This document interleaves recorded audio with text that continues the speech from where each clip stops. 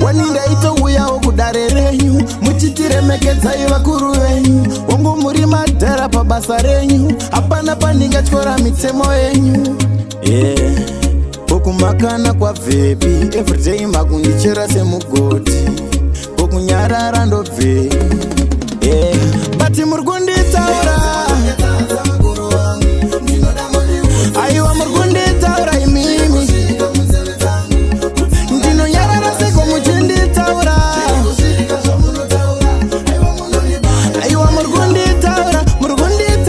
munonditaura imimi ende chinondishamisa kwapandiri muri kumbodei ndikataura moti kunyarara nobvei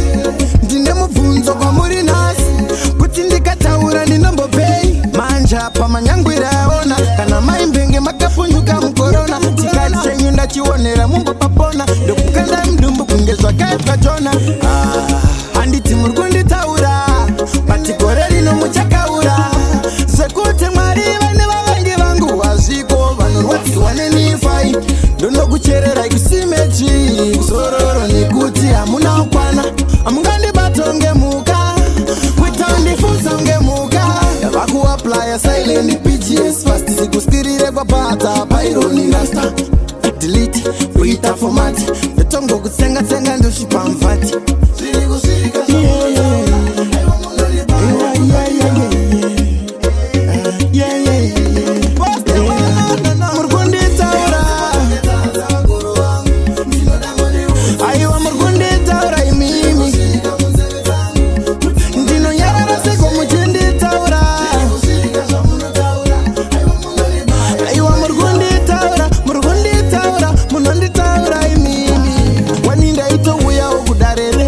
muchitiremekedza ivakuru venyu wangu muri madhara pabasa renyu hapana pandingatyora mitemo yenyu okumakana kwabvepi everyday makundichera semugoti okunyarara ndobve handiti muri kunditaura bati gore rino muchakaura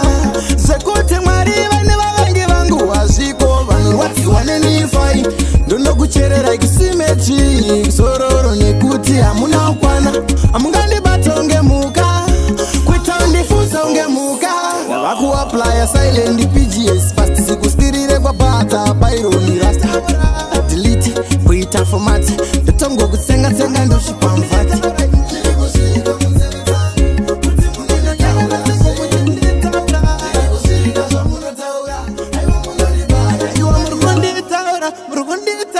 munonditaura imimi